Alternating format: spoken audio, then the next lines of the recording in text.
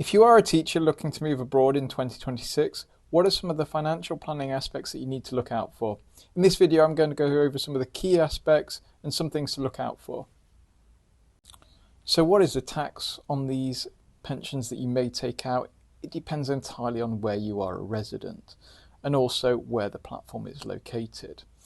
So I would highly recommend speaking to a tax advisor that has local knowledge of where you are residing in. But for example, if you were to take out a platform in the Isle of Man and you are living in a place such as Dubai or where they don't have tax overseas income such as Thailand or Malaysia, these can effectively grow tax-free for a lot of circumstances if you leave them in the scheme. But again, do check with the tax advisor of where you are residing in. So what happens if you've moved to a different location? Many teachers, they move locations after a number of years. You may have been working in Dubai and then you would like to go work somewhere like Malaysia, for example.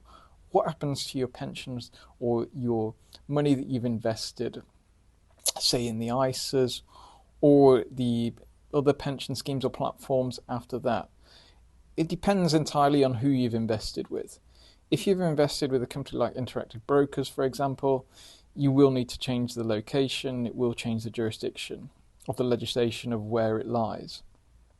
Many of the international platforms these days, they are quite flexible. So if you are moving to another kind of regulated place or non-frontier place, you can move the platform with you. It will just need a change of proof of address and a new source of income normally.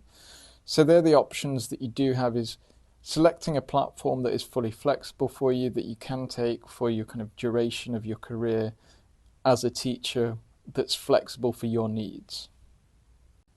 So just to conclude, if you are a teacher looking to move abroad in 2026, what you should look at is look at the assets that you have in the UK and can you consolidate them, or is it better to leave them in the UK or move them offshore? Then look at setting up a pension, whether that be with your home country's jurisdiction, or if you're looking to move again in the future potentially, or your home country that you're going to reside in doesn't have a pension system, have a look at setting up an international kind of pension equivalent, potentially with an international platform that allows for flexibility and can potentially grow tax-free depending on where your residence is. What to avoid are some of the savings plans that are often sold to a lot of teachers, such as RL360 and Investors Trust, because these can work out very expensive and opt for low-cost platforms. In terms of investments, make sure the investments are right for you, but normally stick to low-cost ETFs and invest for your kind of investment horizon and your risk profile. So what can you do with the assets that you have back home? Now I'm going to speak specifically from a UK perspective here. You may have contributed to ISAs or pensions that you have in the UK. Now there's two options that you can do with these. You can either leave them where they are or you can move them abroad. If you leave them where they are, I think it's a viable option if you are looking to return to the UK in, say, 5 years' time. And this can be very applicable to a lot of teachers that want to do a 5-year stint outside of the UK, or if you're potentially unsure of if you ever might come back to the UK. It can be worth leaving them in the UK. You may have restrictions depending on the platforms, on trading, but you may be allowed, or you should be allowed, to keep them open. So therefore, what you want to do before you leave is make sure it's in a fund that's appropriate for long-term planning for your investment and target needs that you may have to keep, even in terms of volatility.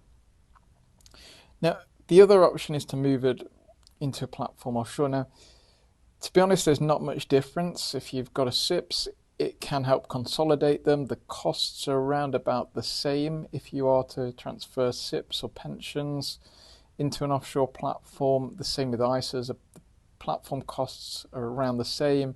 And to be honest, the only advantages are that it lets you hold different currencies. So for example, if you are looking to retire in Europe, you can hold euros in euro-based funds, or for example, if you're looking to go into potentially the US in the future, you can hold dollars, etc. on that. And the other alternative is that If you do have multiple ISAs and SIPs, you can consolidate them into one specific platform.